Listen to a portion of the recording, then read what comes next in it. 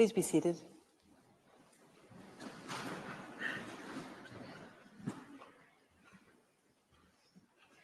The sitting is open. The court meets today pursuant to Article 58 of its statute and Article 94 of its rules to read out in open court its judgment on the preliminary objections raised by the Russian Federation in the case concerning allegations of genocide under the Convention on the Prevention and Punishment of the Crime of Genocide, Ukraine versus Russian Federation, 32 states intervening. For reasons made known to me, Judge Robinson, who duly participated in the deliberation and the final vote in this case, is unable to sit with us today. I recall that the proceedings in the present case were instituted on 26 February 2022 by Ukraine against the Russian Federation concerning, I quote, a dispute relating to the interpretation, application, and fulfillment of the 1948 Convention on the Prevention and Punishment of the Crime of Genocide, end of quote. I shall refer to that convention as the Genocide Convention or the Convention. I further recall that by an order dated 5 June 2023, the court decided that the declarations of intervention under Article 63 of the statute submitted by 32 states were admissible at the preliminary objection stage of the proceedings, insofar as they concerned the construction of Article 9 and other provisions of the Genocide Convention relevant to the determination of a jurisdiction of the court. Disconnect this. No, it's Carol. It's Carol.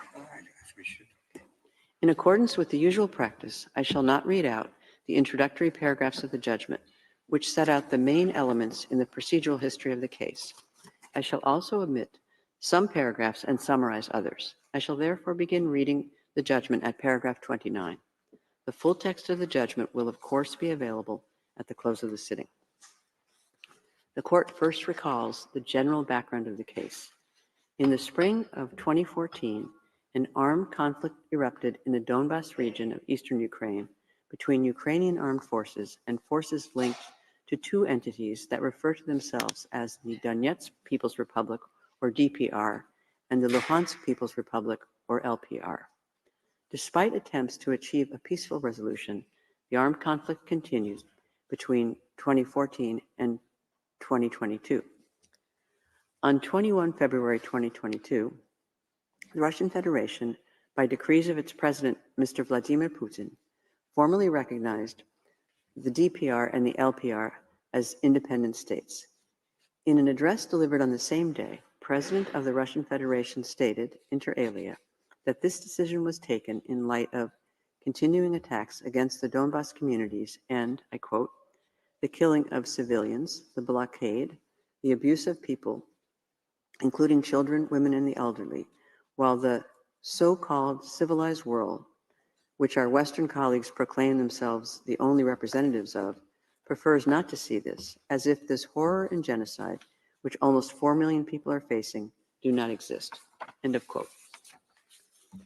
On 22 February 2022, the Russian Federation concluded what it refers to as two treaties on friendship, cooperation, and mutual assistance, one with the DPR and the other with the LPR. On the same date, the DPR and LPR requested military assistance from the Russian Federation pursuant to these, quote, treaties, end of quote. At 6 a.m. Moscow time on 24 February 2022, the president of the Russian Federation declared that he had decided to conduct what he called a special military operation in Ukraine. In his speech, he stated, I quote, in accordance with Article 51, Chapter 7 of the Charter of the United Nations, I have decided to conduct a special military operation with the approval of the Federation Council of Russia and pursuant to the treaties on friendship and mutual assistance with the Donetsk People's Republic and the Lugansk People's Republic, as ratified by the Federal Assembly on 22 February this year. Its purpose is to protect people who have been subjected to abuse and genocide by the Kiev regime for 8 years. And to this end, we will seek the demilitarization and the denazification of Ukraine, as well as the prosecution of those who have committed numerous bloody crimes against civilians, including citizens of the Russian Federation. End of quote. This special military operation was launched early in the morning on the same day. By a letter dated 24 February 2022, the permanent representative of the Russian Federation to the United Nations forwarded to the Secretary General of the United Nations the text of the address of the President of the Russian Federation of the same date, explaining that this address informed the citizens of Russia of the measures taken in accordance with Article 51 of the Charter of the United Nations in exercise of its right to self-defense. On 26 February 2022, the Ministry of Foreign Affairs of Ukraine issued a statement denouncing, I quote, Russia's false and offensive allegations of genocide as a pretext for its unlawful military aggression against Ukraine. End of quote. The ministry asserted in particular, I quote again, Ukraine resolutely denies Russia's allegations of genocide and rejects any attempt to use such manipulative allegations as an excuse for its unlawful aggression. The crime of genocide is defined in the Genocide Convention, and under that convention, Russia's claims are baseless and absurd. End of quote.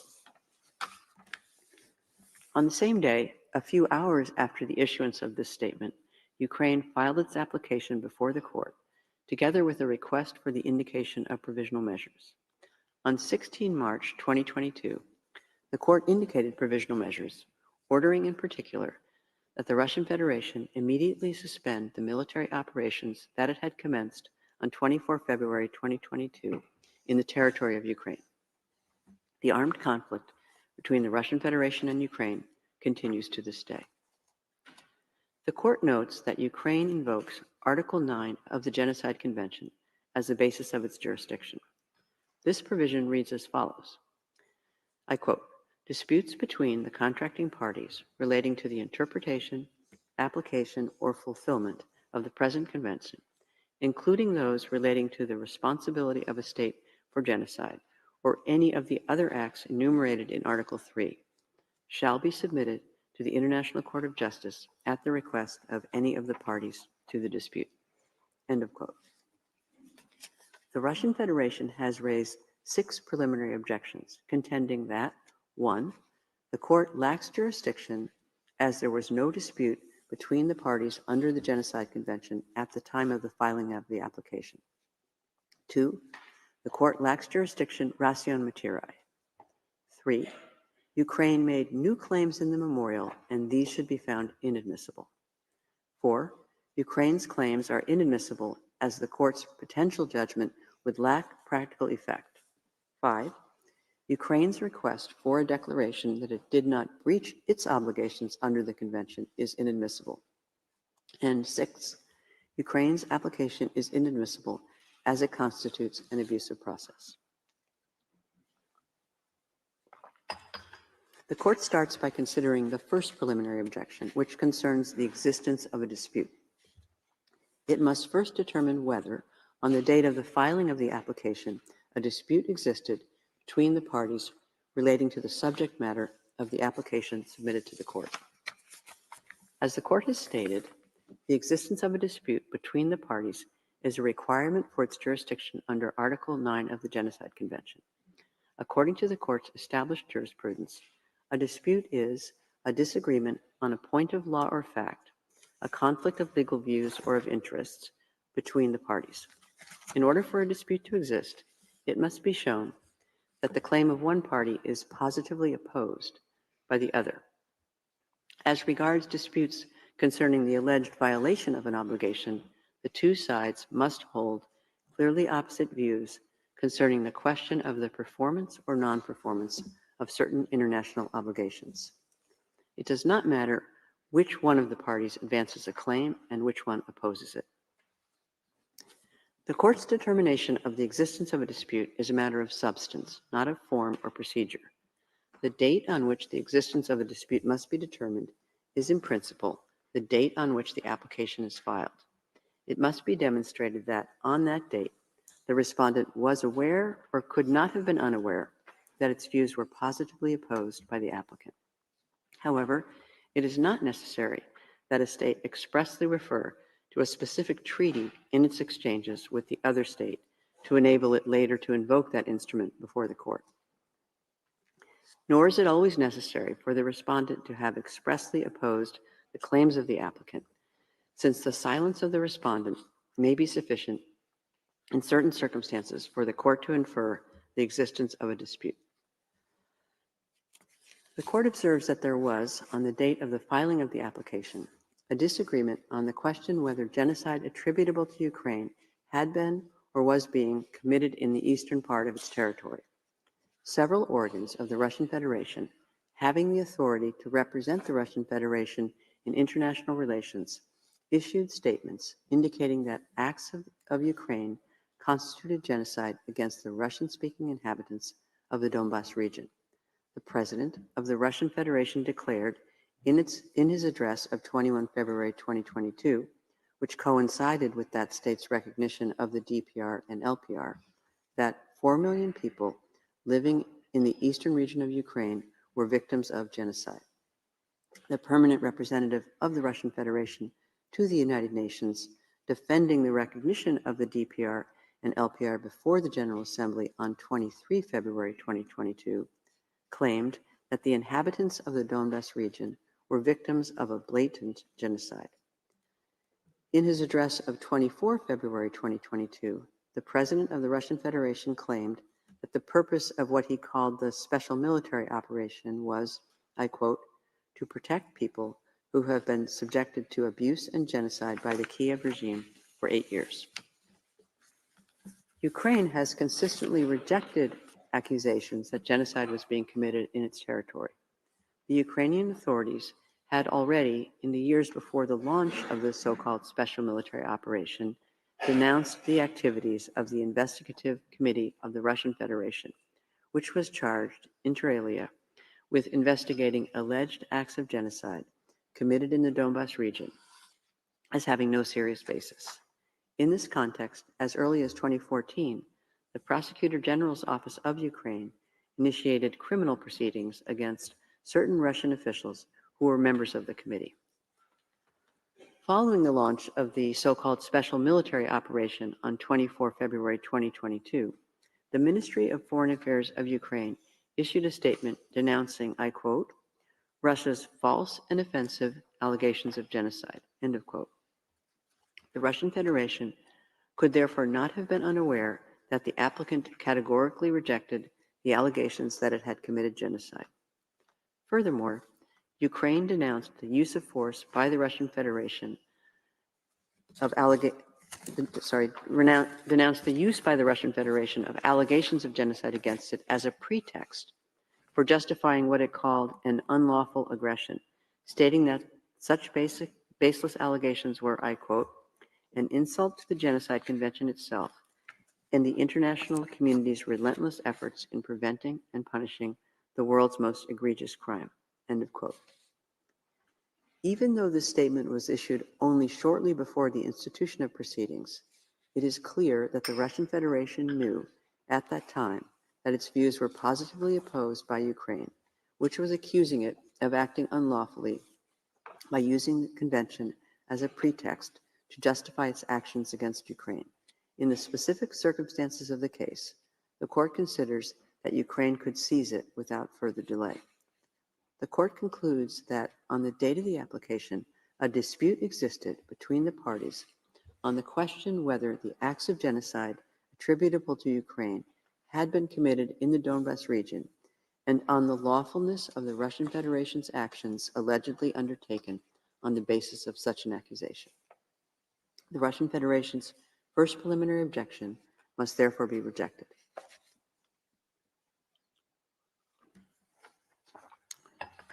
The court observes that there are two aspects to the dispute submitted by Ukraine, the essential characteristics of which are distinct, and which the court therefore considers it necessary to examine separately and in turn.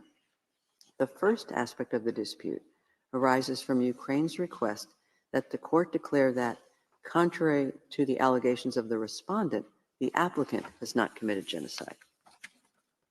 By such a request, Ukraine does not seek to invoke the international responsibility of the Russian Federation for an internationally wrongful act attributable to that state, it seeks a judicial finding that it has itself not committed wrongful acts that the Russian Federation has, falsely in Ukraine's view, imputed to it in public statements. The second aspect of the dispute arises from Ukraine's requests that the court find that the Russian Federation has acted unlawfully with respect to the Genocide Convention. The court notes that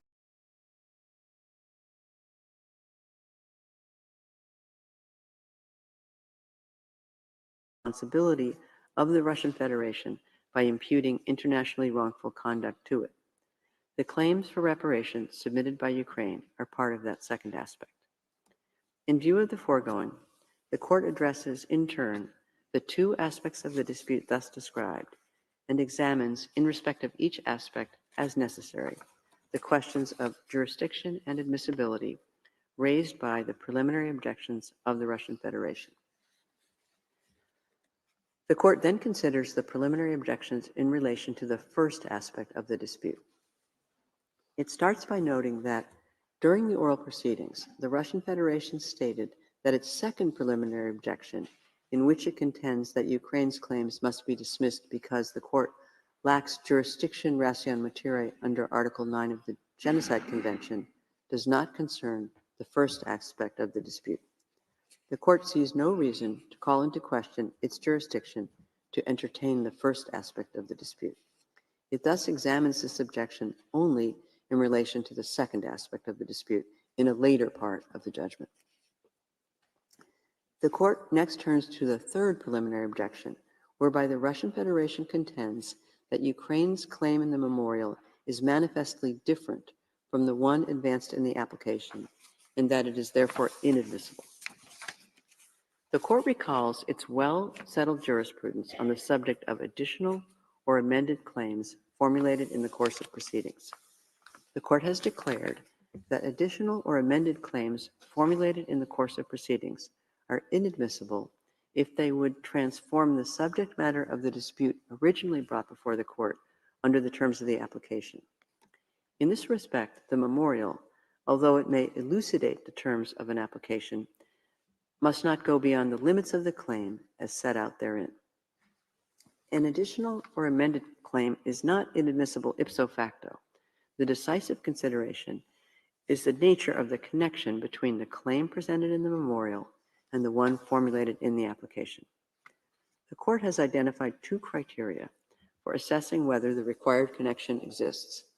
Either the additional or amended claims must be implicit in the application, or they must directly arise out of the question which is the subject matter of the application. The purpose of these criteria is ultimately to determine whether the additional or amended claims would transform the subject of the dispute originally brought before the court under the terms of the application. The court has recognized that claims advanced subsequent to the application may clarify the scope of the dispute. In the present case, both submission A in Ukraine's application, requesting the court to, I quote, adjudge and declare that, contrary to what the Russian Federation claims, no acts of genocide have been committed in the Luhansk and Donetsk oblasts of Ukraine, end of quote, and its amended submission B in paragraph 128 of the memorial, which asks the court to, I quote, adjudge and declare that there is no credible evidence that Ukraine is responsible for committing genocide in the Donetsk and Luhansk oblasts of Ukraine. These concern the same allegations of genocide made by the respondent. The court is of the view that Ukraine's amended submission B merely clarifies the claim as presented in its application and therefore does not transform the subject of the dispute originally brought before the court under the terms of the application. Accordingly, in the remainder of the judgment, the court considers that the first aspect of the dispute to be defined in terms of Ukraine's submission B in its memorial, namely, whether there is credible evidence that Ukraine is responsible for committing genocide in violation of the Genocide Convention in the Donetsk and Luhansk oblasts of Ukraine. In light of the foregoing, the court finds that the Russian Federation's third preliminary objection to the admissibility of Ukraine's submission B in paragraph 178 of the memorial, based on the introduction of additional or amended claims, must be rejected. The court turns next to the fourth preliminary objection, whereby the Russian Federation contends that a potential judgment of the court on Ukraine's submissions would be devoid of any practical effect. The court recalls that even if it finds that it has jurisdiction, it is not compelled in every case to exercise it, because there are inherent limitations on the exercise of the judicial function, which the court, as a court of justice, can never ignore. The court has stated that its judgment must have some practical consequence in the sense that it can affect existing legal rights or obligations of the parties, thus removing uncertainty from their legal relations. It is not the function of the court to provide a basis for political action if no question of actual legal rights is involved. Accordingly, the court cannot adjudicate upon the merits of the claim when it considers that any adjudication would be devoid of purpose. The applicant requests the court to adjudge and declare that there is no credible evidence that Ukraine is responsible for committing genocide in violation of the Genocide Convention in the Donetsk and Luhansk Oblast of Ukraine. The court notes that its jurisprudence and that of its predecessor make clear that the court may, in an appropriate case, issue a declaratory judgment. The purpose of a declaratory judgment is to ensure recognition of a situation at law once and for all, and with binding force as between the parties, so that the legal position thus established cannot again be called into question insofar as the legal effects ensuing therefrom are concerned. The court observes that the first aspect of the dispute between the parties involves a disagreement on a point of fact, as well as the interpretation, application, or fulfillment of their rights and obligations under the Genocide Convention. A declaratory judgment on whether there exists credible evidence that Ukraine is responsible for committing genocide in violation of its obligations under the Convention would have the effect of clarifying whether the applicant acted in accordance with its obligations under Article 1 of the Convention. In light of the foregoing, the court finds that the Russian Federation's fourth preliminary objection to the admissibility of Ukraine's Submission B in paragraph 178 of the memorial, based on the lack of practical effect of a potential judgment on the merits, must be rejected.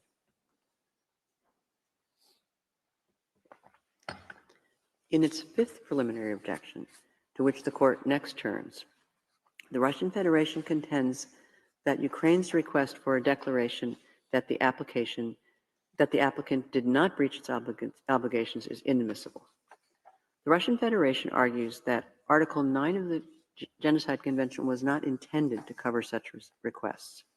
The court recalls that the text of Article 9 and observes that this article clearly allows a state that invokes the responsibility of another state to submit the dispute to the court. The question before the court is whether Article 9 precludes the possibility for a state to seek a declaration that it is not responsible for committing genocide in violation of its obligations under the Convention. The court has considered the phrase, including those disputes relating to the responsibility of a state for genocide, to be an unusual feature of Article 9, pointing out that, according to the English text of the Convention, the responsibility contemplated is the responsibility for genocide, not merely responsibility for failing to prevent or punish genocide. The court has also noted the exceptional inclusion of the term fulfillment in Article 9. Moreover, Article 9 specifies that disputes relating to the interpretation, application, or fulfillment of the Convention include disputes relating to the responsibility of a state for genocide, and provides that any of the state's parties to the dispute may submit a dispute to the court.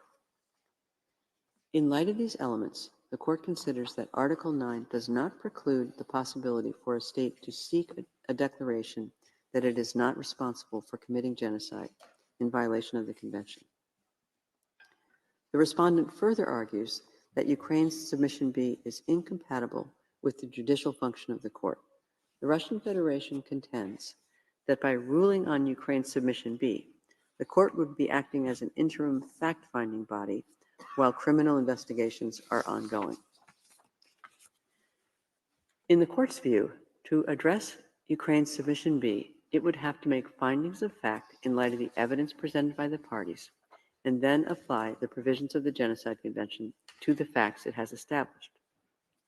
The court considers that it is an integral part of the judicial function to establish the facts in light of the evidence presented and apply the provisions of the Genocide Convention to the established facts.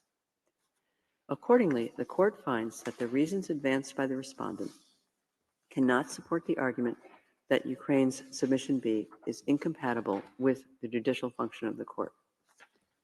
Finally, the respondent argues that Ukraine's submission B contradicts the principles of judicial propriety and the equality of parties. To support this argument, the Russian Federation, referring to the principle of res judicata, argues that Ukraine's claim, if upheld by the court, may exonerate the applicant from responsibility by preempting the rights of the respondent and other states to invoke Ukraine's responsibility under the Genocide Convention in the future. The court states that it need not consider questions that may arise in the hypothetical situation where, subsequent to a judgment on the merits in the present case, the Russian Federation decides to institute proceedings against Ukraine, invoking the latter's responsibility for committing genocide in violation of its obligations under the Genocide Convention. The contents of a judgment on the merits are unknown, as is the substance of the claims the Russian Federation might make should it decide to seize the court. It is not for the court to speculate about these matters. It suffices for the court to observe that whenever a dispute is settled by the court by way of a judgment, there is a possibility that a future claim is covered by the res judicata effect of that judgment. This possibility, however, does not per se provide a basis for finding that Ukraine's submission B contradicts the principles of judicial propriety and the equality of the parties. In assessing the admissibility of Ukraine's request contained in submission B of its memorial, the court takes account of the circumstances in which the request was made. The court notes that in the present case, Ukraine made a request for a declaration that it did not breach its obligations under the Genocide Convention in the context of an armed conflict between the parties. The respondent took the allegedly unlawful measures in against Ukraine with a stated purpose of preventing and punishing genocide allegedly committed in the Donbas region. In such a special context, the court recognizes the legal interest that Ukraine has under the Genocide Convention to resolve that dispute regarding its submission B. The court stated on 16 March 2022 that, I quote, "Since 24 February 2022, there has been intense fighting in Ukrainian territory, which has claimed many lives, has caused extensive displacement, and has resulted in widespread damage. The court is acutely aware of the extent of the human tragedy that is taking place in Ukraine." End of quote. The armed conflict between the applicant and the respondent continues to this day. A judgment of the court regarding submission B will clarify the rights and obligations of the parties under the Genocide Convention, in particular, whether Ukraine acted in accordance with its obligations under Article 1 of the Convention. The court is mindful of its responsibilities in the maintenance of international peace and security, as well as in the peaceful settlement of disputes under the Charter of the United Nations and the Statute of the Court. In the particular circumstances of the present case, the court considers that Ukraine's request for a declaration that it did not breach its obligations under the Convention is not inadmissible. In light of the foregoing, the court finds that the fifth preliminary objection of the Russian Federation must be rejected. The court next considers the sixth preliminary objection, whereby the Russian Federation contends that Ukraine's application is inadmissible because it constitutes an abusive process. The court recalls that it is only in exceptional circumstances that the court should reject a claim based on a valid title of jurisdiction on the ground of abusive process. The court has specified that there has to be clear evidence that the applicant's conduct amounts to an abusive process. An abusive process goes to the procedure before a court or tribunal and concerns the question whether a state has misused that procedure to such an extent that its case should be rejected at the preliminary phase of the proceedings. As to the respondent's argument that Ukraine introduced new claims in the memorial, the court notes that it is the same as the one in the third preliminary objection, which it has already rejected in respect of the first aspect of the dispute. The court next recalls that it cannot concern itself with the political motivation which may lead a state at a particular time or in a particular circumstance to choose judicial settlement. The court is therefore not persuaded by respondent's argument that the timing of Ukraine's application is abusive. The court then observes that in its order of 5 June 2023, it did not address the respondent's further argument that the manner in which Ukraine allegedly rallied states to arrange what the Russian Federation calls a mass intervention amounted to an abusive process. The court's analysis in that order was limited to whether the declarations of intervention were inadmissible on the ground of an abusive process. The court notes that in support of this argument, the respondent relies exclusively on the conduct and statements of the intervening states. It has not adduced any evidence regarding Ukraine's alleged abusive process. The court does not consider that Ukraine, having established a valid title of jurisdiction, should be barred at this preliminary stage without clear evidence that its conduct with respect to interventions amounts to an abusive process. For this reason, the court does not consider the third argument of the respondent convincing. The respondent has not demonstrated that there are exceptional circumstances that would warrant rejecting Ukraine's claim on the ground of abusive process. Accordingly, the court finds that the Russian Federation's sixth preliminary objection to the admissibility of Ukraine's submission B in paragraph 178 of the memorial, based on abusive process, must be rejected.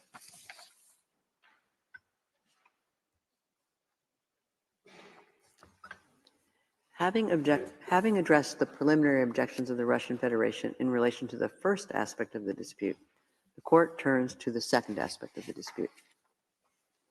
The court notes that in subparagraphs C and D of paragraph 178 of its memorial, Ukraine requests the court to, I quote, C, adjudge and declare that the Russian Federation's use of force in and against Ukraine, beginning on 24 February 2022, violates Articles 1 and 4 of the Genocide Convention, and D, adjudge and declare that the Russian Federation's recognition of the independence of the so-called Donetsk People's Republic and Luhansk People's Republic on 21 February 2022 violates Articles 1 and 4 of the Genocide Convention.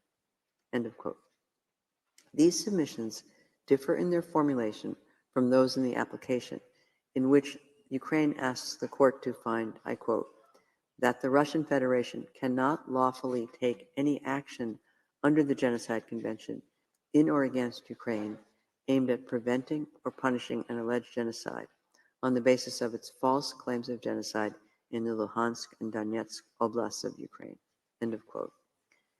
To declare that the Russian Federation's recognition of the two, quote, so-called, close quote, republics was based on a false claim of genocide and therefore had no basis in the Genocide Convention, and to make a similar declaration regarding the special military operation conducted by the Russian Federation from 24 February 2022. The court considers that it must first examine the question of the admissibility of the submissions in the memorial raised by the third preliminary objection of the Russian Federation. In light of the answer to that question, it will then consider whether the submissions related to the second aspect of the dispute fall within its jurisdiction, ratio materiae.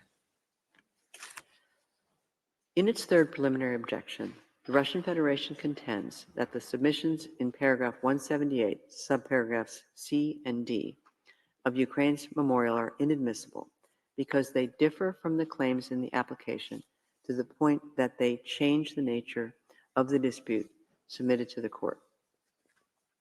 The court observes that the wording of the claims presented by Ukraine in its application with regard to the second aspect of the dispute is certainly not identical to that of the claims set out in the memorial.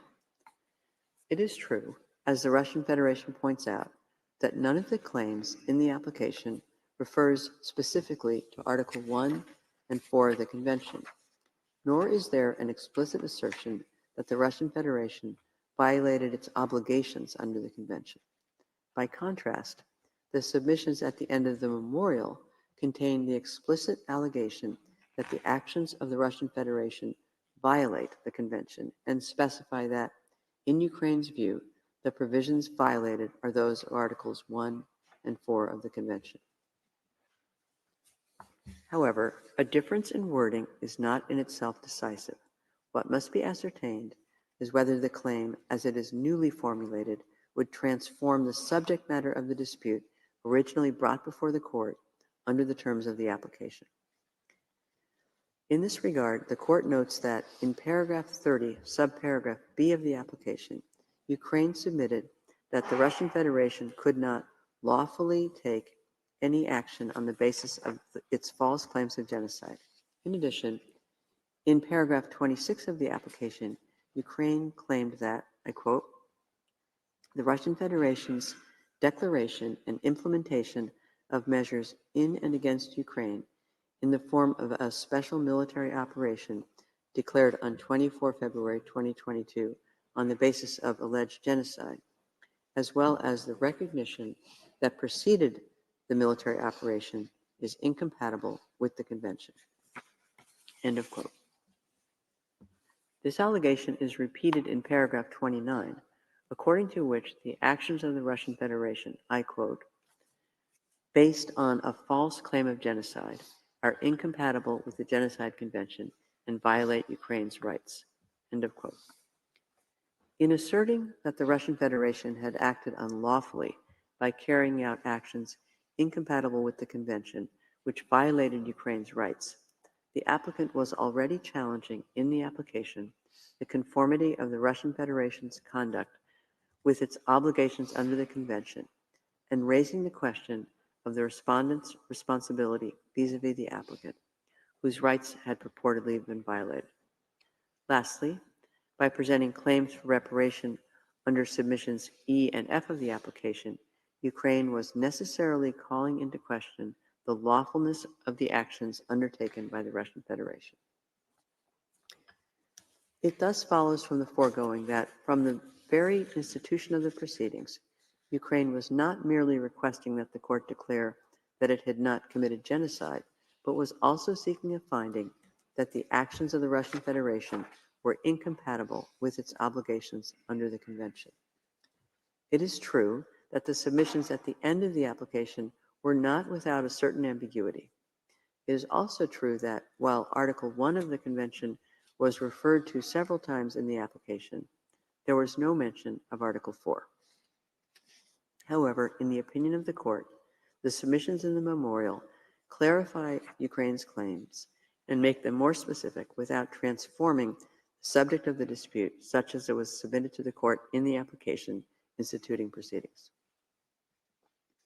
The court concludes that the submissions set out in paragraph 178, subparagraphs C and D of the memorial are admissible, and that, in this regard, the third preliminary objection raised by the respondent is unfounded and must be rejected. Consequently, the court examines the question of its jurisdiction, ration materiae, to entertain the second aspect of the dispute on the basis of the applicant's submissions as formulated in subparagraphs C and D of paragraph 178 of the memorial. In its second preliminary objection, the Russian Federation contends that the court lacks jurisdiction ration materiae to entertain the claims in submissions C and D presented by Ukraine at the end of its memorial. According to the respondent, these claims fall outside the scope ration materiae of the Genocide Convention and consequently do not fall within the scope of its compromissory clause. The court recalls that, according to its well-established jurisprudence, when the court is seized on the basis of a treaty's compromissory clause by a state invoking the international responsibility of another state party for the breach of obligations under the treaty, in order for the court to have jurisdiction, it is not sufficient for the applicant to claim an alleged violation of the treaty and for the respondent to contest it. It must be ascertained whether the actions or omissions of the respondent complained of by the applicant fall within the scope of the treaty allegedly violated. In other words, whether the facts at issue, if established, are capable of constituting violations of obligations under the treaty. This may require, to a certain extent, that the court interpret the provisions which have allegedly been violated and which define the scope of the treaty. In the present case, the acts complained of by Ukraine are, in essence, that the Russian Federation falsely accused the applicant of committing genocide and invoked the convention in bad faith in order to justify in an abusive manner its actions, particularly its military actions, which go against the limits of international law. According to Ukraine, these acts constitute violations of obligations under the convention. More specifically, the obligations allegedly violated are those under Articles 1 and 4 of the convention. Article 1 of the convention reads as follows, I quote, "The contracting parties confirm that genocide, whether committed in time of peace or in time of war, is a crime under international law which they undertake to prevent and punish." End of quote.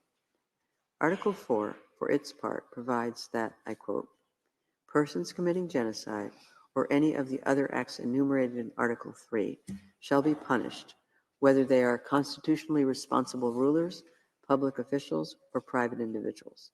End of quote. The court is of the view that even assuming that the acts of the Russian Federation complained of by Ukraine are fully established, which it is not for the court to decide at this stage, they would not constitute a violation of obligations under Articles 1 and 4. Ukraine does not claim that the Russian Federation refrained from taking any measures to prevent a genocide or to punish persons who had committed such a genocide. On the contrary, the applicant claims that the genocide invoked by the Russian Federation did not occur, and the allegation was made in bad faith. The purpose of the first aspect of Ukraine's legal action is to request a finding by the court that there is no credible evidence that it had committed any such genocide. In these circumstances, it is difficult to see how the conduct of the Russian Federation, complained of by Ukraine, could constitute a violation by the respondent of its obligations to prevent genocide and punish the perpetrators.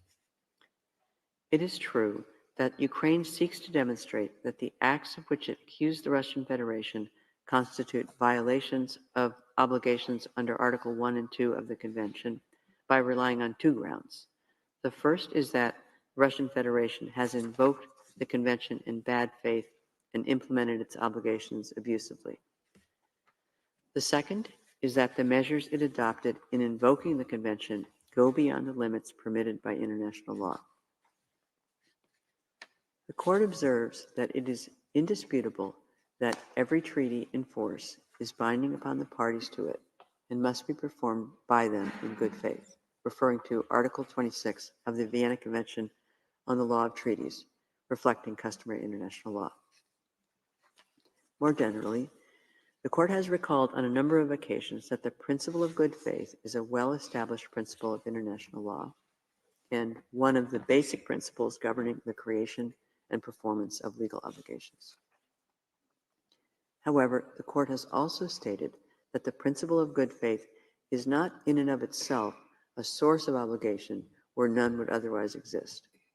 What matters for the purpose of establishing the court's jurisdiction ratione materiae when it is seized of an application alleging a respondent's violation of an obligation under a treaty is whether the respondent state could have violated a specific obligation incumbent upon it and whether the alleged violation falls within the scope of the court's jurisdiction. In the present case, Even if the Russian Federation had, in bad faith, alleged that Ukraine committed genocide and taken certain measures against it under such a pretext, which the respondent contends, this would not in itself constitute a violation of obligations under Articles 1 and 4 of the Convention. The Court considers that it is no more convincing to argue that the respondent's conduct amounts to an abuse of right, or, as Ukraine sometimes puts it, an abuse of the Convention. It is certainly not consistent with the principle of good faith to invoke a treaty abusively by claiming that there is a specific situation falling within its scope when this is clearly not the case, or by deliberately interpreting the treaty incorrectly for the sole purpose of justifying a given action. However, when such an abusive invocation will result in the dismissal of the arguments based thereon, it does not follow that, by itself, it constitutes a breach of the treaty. In the present case, even if it were shown that the Russian Federation had invoked the Convention abusively, which is not established at this stage, it would not follow that the respondent had violated its obligations under the Convention, in particular that it had disregarded the obligations of prevention and punishment under Articles 1 and 4.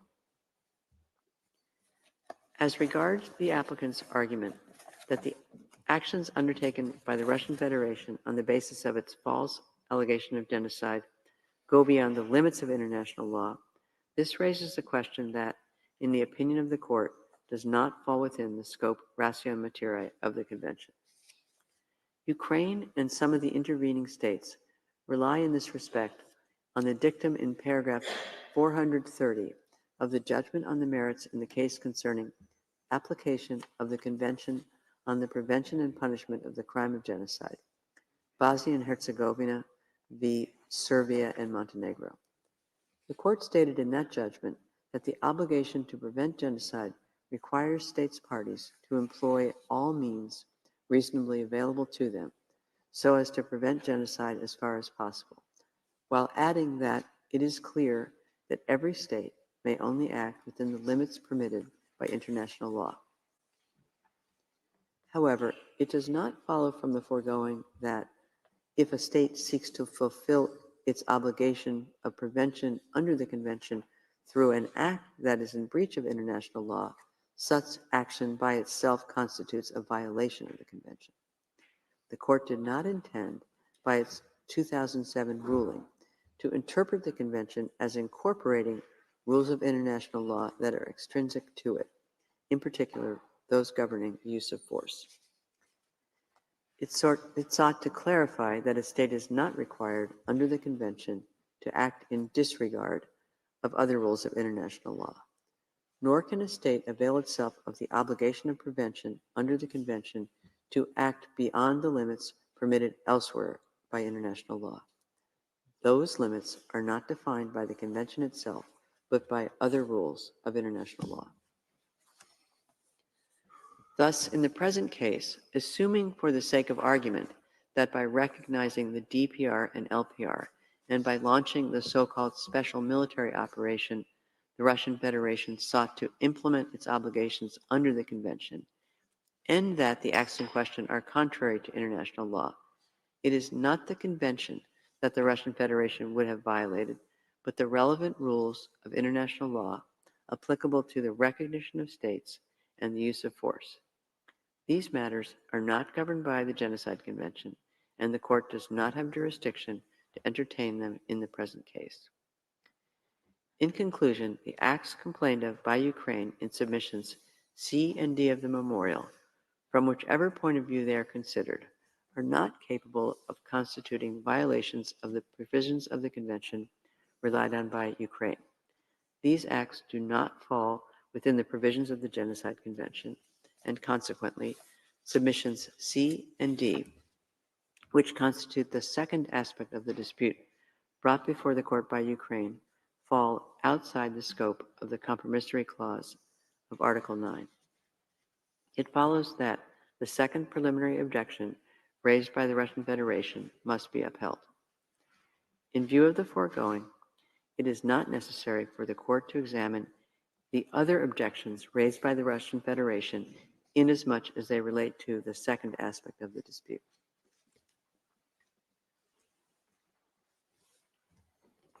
In summary, the Court considers that the Russian Federation's second preliminary objection, according to which submissions C and D in paragraph 178 of Ukraine's memorial do not fall within the Court's jurisdiction ration materi, must be upheld. However, the Court considers that it must reject the first preliminary objection based on the lack of jurisdiction of the Court to entertain the totality of Ukraine's submissions because of the alleged non-existence of the dispute. The third preliminary objection, based on the inadmissibility of the submissions presented in the memorial on the grounds that those submissions are allegedly new and transform the subject of the dispute. The fourth preliminary objection, based on the inadmissibility of Ukraine's submissions because of the alleged lack of practical effect of a judgment on the merits. The fifth preliminary objection, based on the inadmissibility of a request for a declaration that the applicant did not breach its obligations under the convention. And the sixth preliminary objection, based on the inadmissibility of the application on the ground that it allegedly constitutes an abusive process. It follows from the foregoing that submissions C and D in paragraph 178 of Ukraine's memorial do not fall within the jurisdiction of the Court, and that the Court may not deal with them on the merits, while submission B in paragraph 178 of Ukraine's memorial does fall within the jurisdiction of the Court, and the claim contained therein is admissible. At the next stage of the proceedings, the Court will therefore examine this claim on the merits. The Court recalls, as it has on several occasions in the past, that there is a fundamental distinction between the question of the acceptance by states of the Court's jurisdiction and the conformity of their acts with international law. States are always required to fulfill their obligations under the Charter of the United Nations and other rules of international law. Whether or not they have consented to the jurisdiction of the Court, states remain responsible for acts attributable to them that are contrary to international law. I shall now read out the operative part of the judgment. For these reasons, the Court, by 15 votes to 1, rejects the first preliminary objection raised by the Russian Federation. In favor, President Donahue, Judges Tomka, Abraham, Benuna, Yusuf, Shway, Sabatinde, Bandari, Robinson, Salam, Iwasawa, Nolte, Charlesworth, Brandt, Judge Ad hoc Dode. Against, Vice President Gevorgyan. 2, by 12 votes to 4, upholds the second preliminary objection raised by the Russian Federation, which relates to submissions C and D in paragraph 178 of the Memorial of Ukraine. In favor, Vice President Gevorgyan, Judges Tomka, Abraham, Benuna, Yusuf, Shway, Bandari, Salam, Iwasawa, Nolte, Brandt, Judge Ad hoc Dode. Against, President Donahue, Judges Sabatinde, Robinson, Charlesworth. 3, by 15 votes to 1, rejects the third preliminary objection raised by the Russian Federation relating to submission B in paragraph 178 of the Memorial of Ukraine. In favor, President Donahue, Judges Tomka, Abraham, Benuna, Yusuf, Shway, Sabatinde, Bandari, Robinson, Salam, Iwasawa, Nolte, Charlesworth, Brandt, Judge Ad hoc Dode. Against, Vice President Gevorgyan. 4, by 14 votes to 2, rejects the third preliminary objection raised by the Russian Federation relating to submissions C and D in paragraph 178 of the Memorial